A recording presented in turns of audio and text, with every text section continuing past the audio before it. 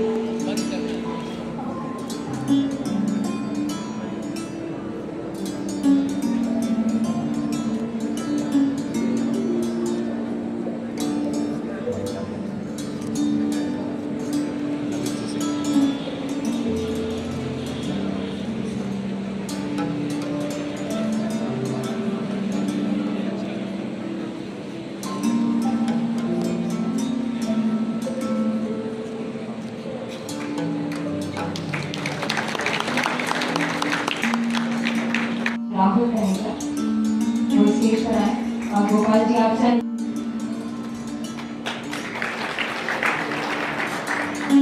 विद्या भवन के बारे में कुछ बताना चाहूँगी। विद्या भवन की स्थापना 1931 में एक स्कूल के साथ हुई थी और आज हम 10 संस्थाओं का एक बड़ा परिवार है। शुरू से ही संस्था के लिए यहाँ के स्टूडेंट्स, स्टाफ एंड पेरेंट्स का emotional and mental wellbeing important रहा है। पहले भी हर शिक्षक कुछ बच्चों के साथ काउंसलिंग का काम किया करते थे, उनके मानसिक, शारीरिक स्वास्थ्य और पढ़ाई संबंधित का ख्याल रखते थे। ऐसा नहीं है, आज भी रखते हैं, मगर बदलते समय ग्लोबलाइजेशन, बढ़ती हुई मानसिक परेशानियों और नेशनल पॉलिसीज के चलते विद्यार्थियों और कर्मचारियों के मानसिक व भावनात्मक स्वास्थ्य का ख्याल रखने के लिए और उनके सहज सुरक्षित रूप से काम करने के लिए 2017 में मैनेजमेंट ने वेलनेस स्कीम की शुरुआत करी। वेलनेस स्कीम यानी वेलनेस डिपार्टमेंट, जहां पर ट्रेन मेंटल हेल्थ प्रैक्टिशनर्स काम करते हैं, वो हर संस्था में जाके बच्चों के साथ वन-ऑन-वन काउंसलिंग, ग्रुप सेशंस, मुद्दे जैसे gender, sexuality, menstrual health, child safety, इस तरीके के सोशल मुद्दों के ऊपर बच्चों से बात करते हैं। आज की डेट में वेलनेस डिपार्टमेंट को केंद्रीय कार्यालय से स्कूल में शिफ्ट कर लिया गया है ताकि और हम बच्चों के पास closely, regularly, more focused work कर पाएं। So today, the department has 2 trained mental health practitioners providing consistent emotional support, guidance to individual and group counseling. मैं अब रिक्वेस्ट करूँगी मेरी कलीग से एक छोटा सा वीडियो है वो प्ले करें ताकि आपको वेलनेस की पूरी जर्नी, जो संस्था में वेलनेस है, क्या क्या काम करता है, जस्ट अ ग्लिम्प्स ऑफ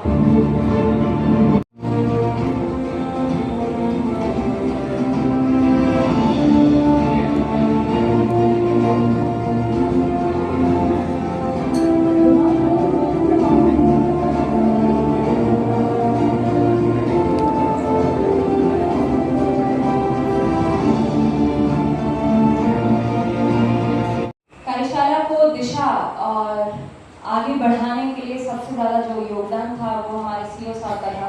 उन्होंने कहा कि आप लोग अपने इंस्टीट्यूशन लेवल पर तो करते ही हैं, इसको थोड़ा बड़े लेवल पर करें और दूसरे स्कूल्स को भी, उदयपुर के दूसरे स्कूल्स को भी इन्वाइट करें।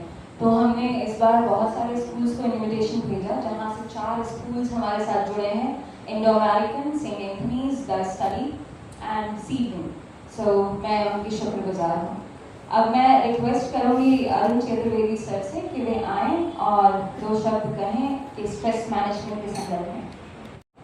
एक नया रूप भट्ट साहब के नेतृत्व में देखने को मिल रहा है, जहां उन्होंने ये दिशा की कि उदयपुर शहर के छात्रों को भी बुलाया जाए और इस क्रम में 4 स्कूलों के आने से मैं सोचता हूँ हमारे कार्य क्षेत्र में विस्तार होगा।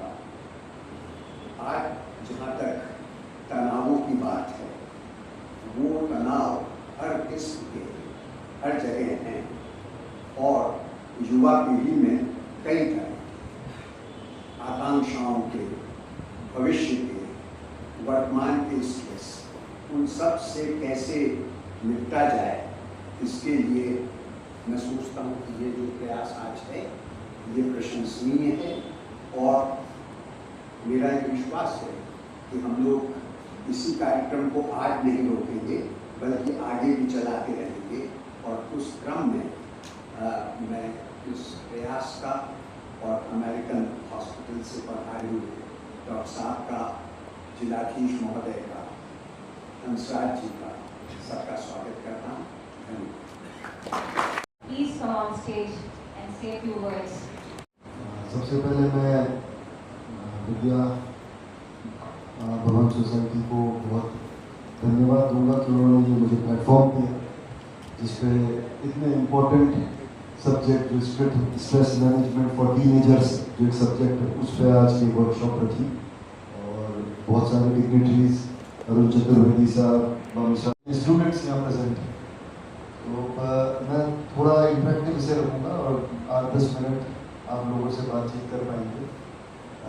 आप में से कोई बताना चाहेगा, कोई भी स्टूडेंट की स्ट्रेस, आप जब ये वर्ड सुनते हैं तो उससे क्या समझते हैं? कोई भी आपके लिए सिंपल लेमैन, उसमें क्या मतलब है स्ट्रेस का? जैसे जब मैं आपके एज पे था और स्कूल में था तो जो टीचर आती थी और ब्लैक बोर्ड पे सरप्राइज टेस्ट लिखती थी, उससे स्ट्रेस हो जाता था। तो वो मेरे लिए स्ट्रेस की परिभाषा थी जब मैं स्कूल में था। आप में से आप लोगों की उसकी डेफिनेशन अलग हो सकती है, मायने अलग हो सकते हैं। कोई भी बताना चाहे? कोई नहीं? मतलब स्ट्रेस फ्री लाइफ है सभी काम है। हाँ प्लीज बताए। ये भी बिल्कुल, और बड़ा रेगुलर फीचर हो गया। हमारे टाइम इतना रेगुलर फीचर नहीं था, आपके तो शायद मंथली या quarterly set parent teacher PTM होती है, ये बड़ा। और एग्जाम्स, रिजल्ट, असाइनमेंट,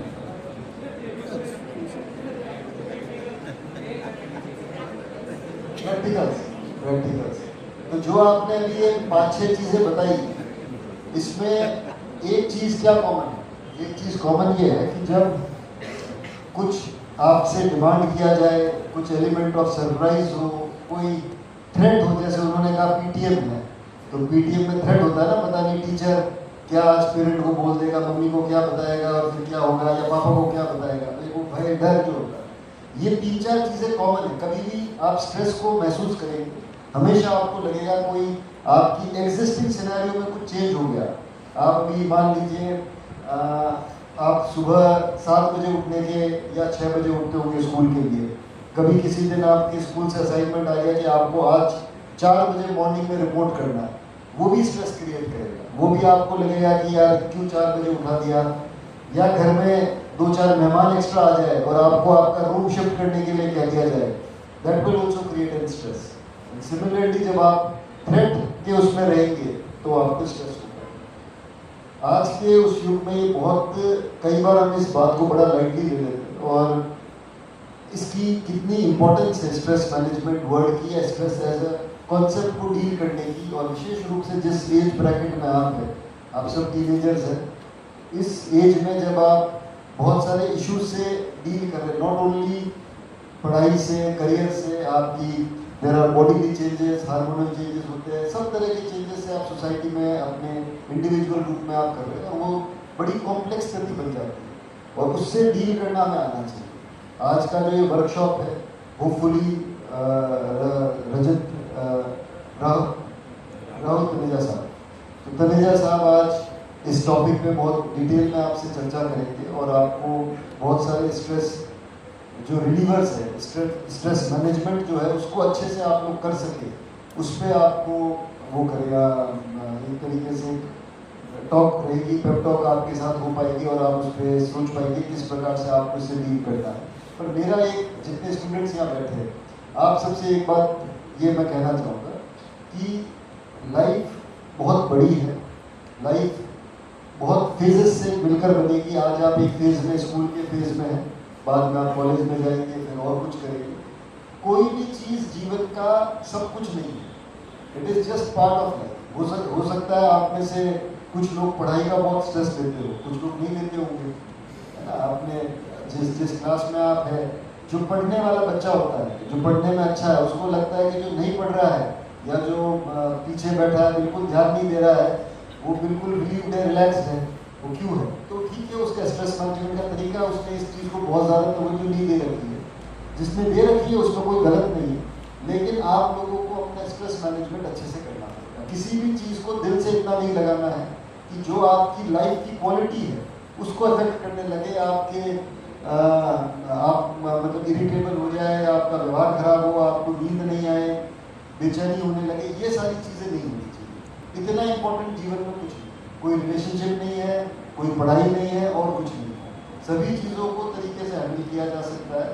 और आप ये भी महसूस करेंगे कि लाइफ में जो बड़े फेलियर्स हैं, आप कई बार पढ़ते होंगे, किसी की ऑटोबायोग्राफी, किसी की बायोग्राफी आप पढ़ेंगे तो आप देखेंगे कि जीवन में जो बहुत जगह फेल हो जाते हैं पर वो लाइफ में बहुत अच्छा कर जाते हैं। तो ऐसा कुछ नहीं है कि आप 10वीं में आपके मार्क्स कम आ गए, 12वीं में कम आ गए, घर में और कोई स्ट्रेस हो गया तो लाइफ उसी से बनती है। It is just part of life. तो मैं, क्योंकि आज I am not the guest speaker, तो मैं बहुत ज़्यादा I will not take it forward, I will leave it for Rahul ji, वो इस पर डिटेल में बात करेंगे।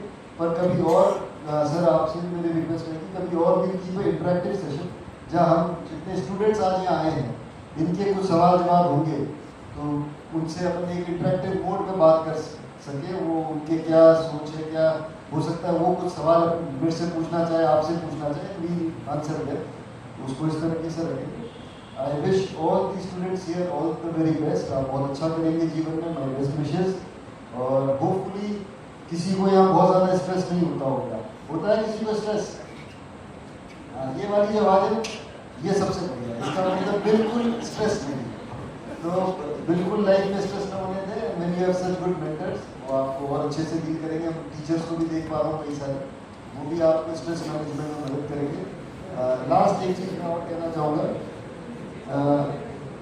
एक अब्राहम लिंकन ने एक 4 शब्द का उनका एक कोट टाइप था, दिस टू शैल पास। तो जीवन में जो भी है, अच्छा समय है, बुरा समय है, सब निकल जाता है, कोई चीज़ परमानेंट नहीं है लाइफ में। तो जब मैं यूपीएस सिविल सर्विसेज की तैयारी करता था तो बहुत सिविल सर्विसेज का बड़ा स्ट्रेन्यूअस, पढ़ाई का जो फेज है थोड़ा स्ट्रेन्यूअस हो जाता है। तो कई बार बोरियत होने लगती थी, कई बार स्ट्रेस नहीं, लेकिन एक इरिटेशन, फ्रस्ट्रेशन सा होता था, मैंने क्या सुबह से शाम तक पढ़ाई कर रहे। तो मैंने मेरे टेबल के सामने बड़ा अब्राहम लिंकन की जो रिपोर्ट कही थी, बड़ी से लिखी थी, मैंने कहा दिस टू शैल पास, ये समय भी निकल जाएगा। तो इस प्रकार की कुछ कोटेशंस आपको अच्छी लगती हो, गीता का सार अच्छा लगता हो, कुछ भी जो आपके जीवन में स्ट्रेस को कम करता हो, उसको आप जीवन के अंदर अपनाएं। फिजिकल एक्टिविटीज़ थोड़ा सा, हर आदमी जो यहाँ बैठा है सबको कुछ ना कुछ फिजिकल एक्टिविटी अपने जीवन का पार्ट बनाना चाहिए। और आप तो स्टूडेंट्स हैं तो आप लोग बनाएं। भट्ट सर है, सुबह सुबह वॉकिंग जाते हैं, काफ़ी उनका अच्छा खासा ग्रुप है, और वो भी एक स्ट्रेस रिलीवर का तरीका होता है। अच्छा आपका फ्रेंड सर्कल हो। एक और चीज़ है कि आज के युग में हम मोबाइल से बहुत कनेक्टेड हो गए, सभी हो गए, मैं भी हूँ, आप भी होंगे। और ये आज के जनरेशन का मैक्सिमम क्या जेंजी है ना, यहाँ पे कौन सी जनरेशन के बच्चे हैं? जेंजी है। उसके बाद में कुछ हो गया या जेंजी चल रहा है?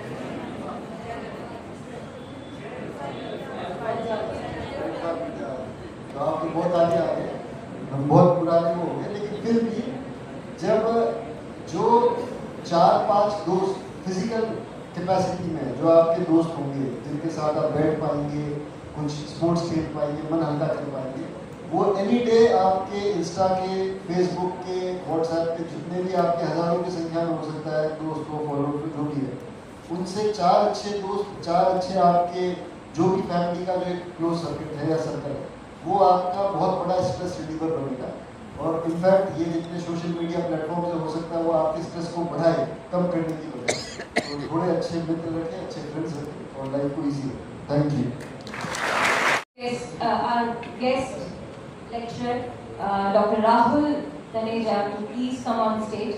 Dr. Rahul 13 years से mental health की टीम में काम कर रहे हैं. He is MBBS, he is MD psychiatry and currently working as consultant psychiatry in GEH American Hospital. So now over to you, Dr. Rafi. This opportunity मैं आप सबसे इंटरेक्ट कर पाऊँ। सबसे पहले हम स्टार्ट करेंगे to understand what is stress. Already sir ने ऑलरेडी डिस्कस किया, सर ने ऑलरेडी डिस्कस किया कि स्ट्रेस एक्चुअली होता क्या है। स्ट्रेस इज एनीथिंग जो सडनली आ जाए depending on the situation. For example मैं अपना पर्सनल एक्सपीरियंस बता देता हूँ।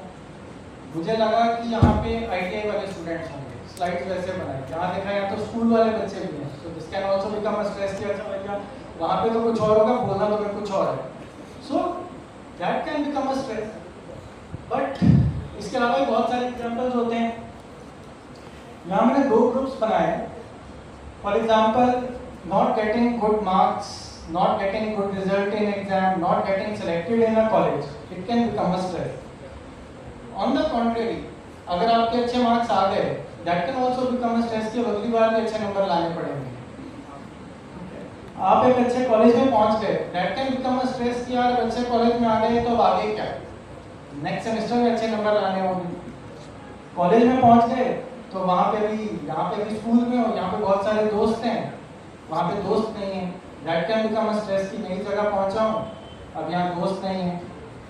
दोस्त बन गए तो भी प्रॉब्लम, अब दोस्त बन गए तो उनके साथ कभी झगड़ा हो गया। थोड़ा सा और आगे बढ़ते हैं, not for the students but for teachers और अदर पीपल, जॉब नहीं मिल रही, that can become a stress. अब जॉब मिल गई तो जॉब का स्ट्रेस कि भैया इतना परफॉर्म करना पड़ेगा, अभी तक तो मैं जो डेडलाइन दी थी वो कंप्लीट नहीं हुई, that is also a stress. Job मिल गई तो शादी नहीं हो रही, स्ट्रेस बन गया। अब शादी हो गई तो स्पाउस के साथ झगड़ा हो रहा है, वो स्ट्रेस हो गया। जॉब मिल गई तो प्रमोशन नहीं हो रहा, इस बात का स्ट्रेस हो गया। प्रमोशन हो गया तो रिस्पॉन्सिबिलिटी बढ़ गई, उस बात का स्ट्रेस हो गया। शादी हो गई तो बच्चा नहीं हुआ, उस बात का स्ट्रेस हो गया। बच्चा हो गया तो बच्चा बीमार हो गया। So the point is, now my question is, ये जो हमने इतने सारे एग्जांपल बोले और इट कैन नेवर एंड, अगर हम इस पे चलते जाएंगे, आर दीज सिचुएशंस और आर दीज स्ट्रेसर्स, मतलब ये सब जो पहले बोला था ये स्ट्रेसर है या लाइफ की सिचुएशंस है? Very good, these are just situations. Now depend करता है कि हम इन सिचुएशंस को कैसे देख पाते हैं, वो डिटरमिन करेगा कि ये अपॉर्चुनिटी बनती है या स्ट्रेसर बनता है। टेक्निकली बोले तो देख पाते हैं को हम बोलते हैं परसेप्शन, कि कोई भी एक स्थिति आई आप उसको कैसे लेते हो या आपका माइंड उसको कैसे ले पाता है, वो डिटरमिन करता है कि ये चीज सिचुएशन है या स्ट्रेसर है या फिर एक अपॉर्चुनिटी है। ओके, सो ये थोड़ी सी बोरिंग स्लाइड है, just to give you definition. Stress can be defined as a state of worry or mental tension caused by a difficult situation. Now, word is difficult. Difficult किसके according difficult? हमारी जो आज की स्थिति है, जो हमारे सामने सिचुएशन आई, हमारा माइंड उसको डिफिकल्ट या अपॉर्चुनिटी की तरह लेता है, सो दैट डिटरमिन्स कि वो सिचुएशन डिफिकल्ट है कि नहीं। Now, is stress a natural thing or an unnatural thing? Stress is a natural thing. ये एक नेचुरल रिएक्शन है जो हम सबको होगा।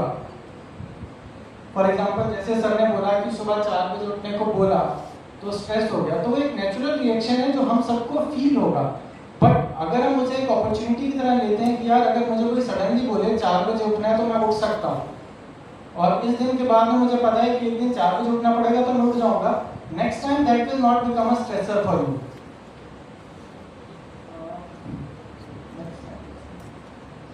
नो, बहुत सिंपल सा एग्जांपल है, सभी इस चीज को स्कूल से बोलते आते हैं कि ये 6 है कि 9 है। इट डिपेंड्स ऑन आप इस चीज को किस एंगल से देखते हो कि ये 6 है कि 9 है।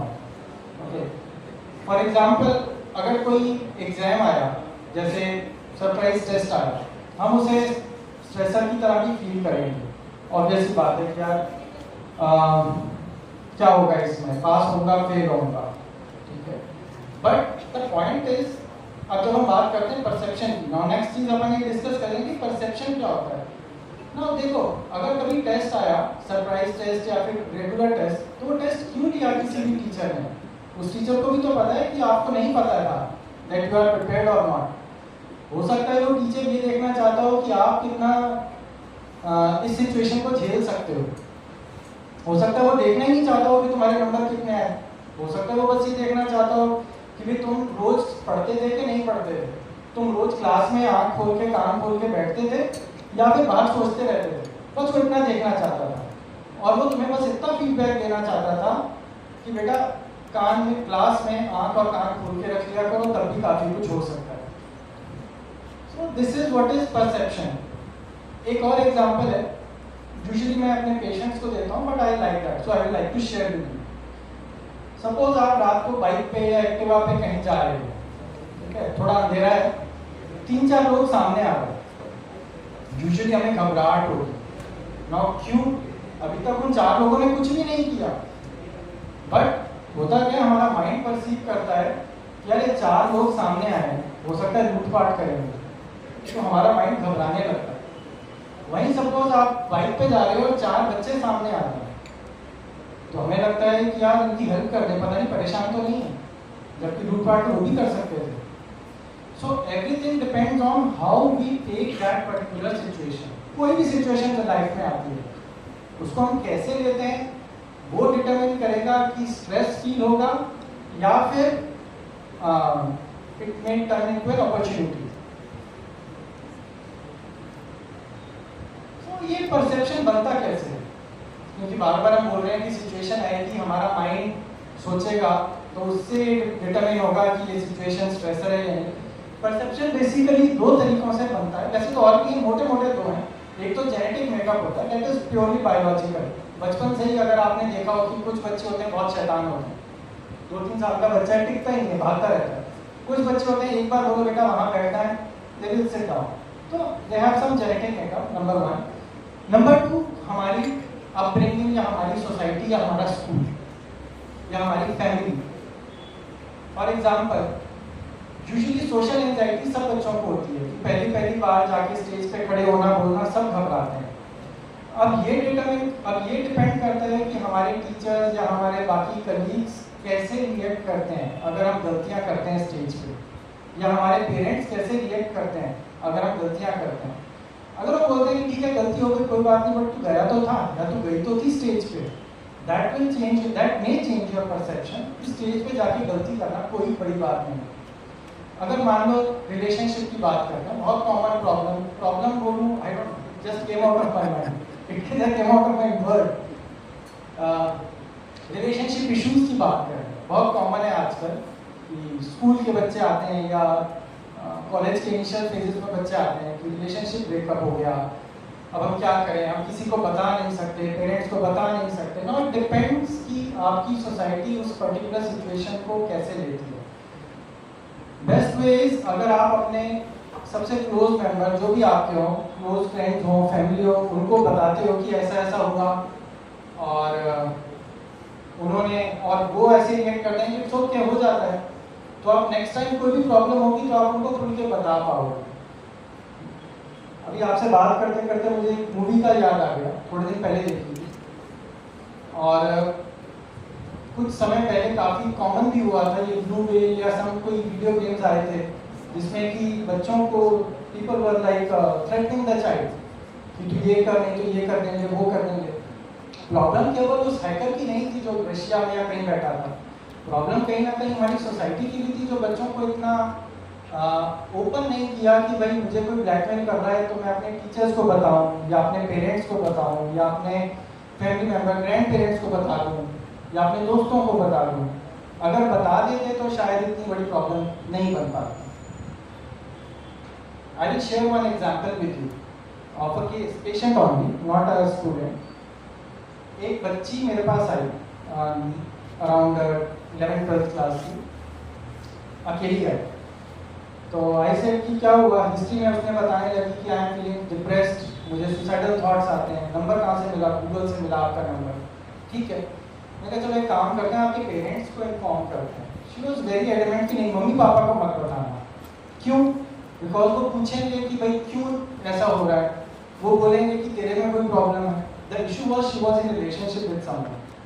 अगर उनको पता चल गया कि मैं पिछले 2 साल से रिलेशनशिप में हूँ, आई सेड ठीक है, अपन रिलेशनशिप के बारे में बात नहीं करेंगे, बट इन जनरल अपन बात तो कर सकते हैं। I took their number, called them, they केम।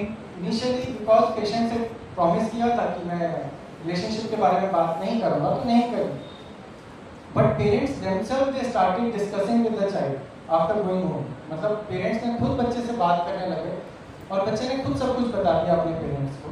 फिर जब नेक्स्ट टाइम आए तो without any medicine the child was out of any depression, because उसको सोशल सपोर्ट मिला उन लोगों का जिनसे एक्चुअली उसे अभी तक डर लग रहा था।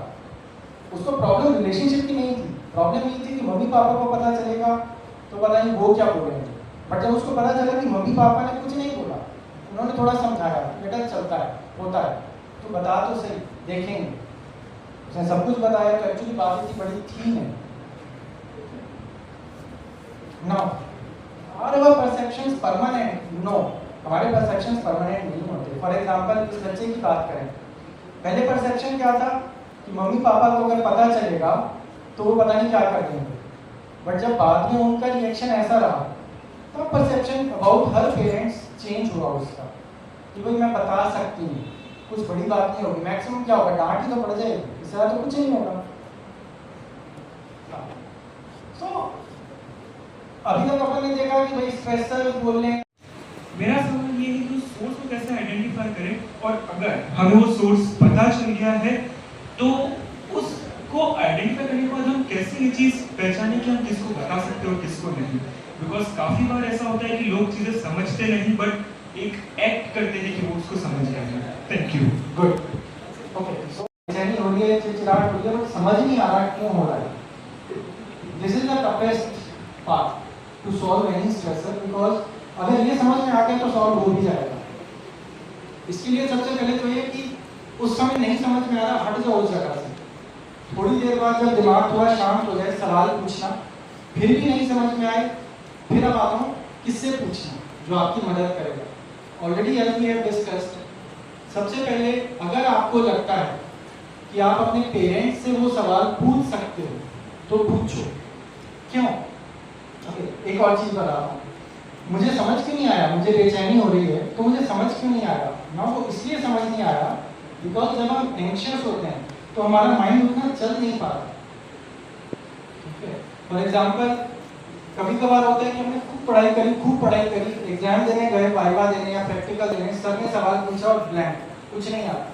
जैसे ही बाहर आए, और यार ये तो आता था। रीजन इतना सा था कि उस समय मैं घबरा गया, अगर मैं घबराता नहीं तो समझ में आ रहा था। अगर हमें खुद को स्ट्रेसर का सोर्स समझ नहीं आ रहा, उस व्यक्ति से पूछो जो उस समय एंशियस नहीं है। और यूजुअली आपके एज ग्रुप में you can always try to ask your parents. चाहते भी ना चाहते वो कभी आपका बुरा नहीं सोचेंगे, और वो उस समय उतने एंशियस नहीं होंगे तो हो सकता है वो उसका सोर्स पिक करता है। मान लो फिर भी नहीं समझ में आ रहा, कम टू काउंसलर। काउंसलर के पास क्यों आना है?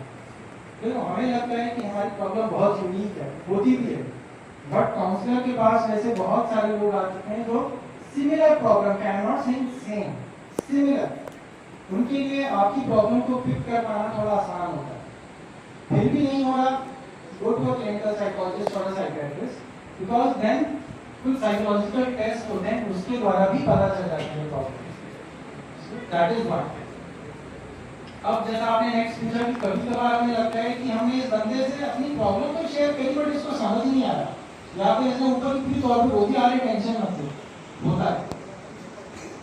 उस सीक्वेंस में, उस कंडीशन में भी इसी सीक्वेंस में हेल्प लो। पहले आपके अपने, नहीं तो काउंसलर, नहीं तो ये।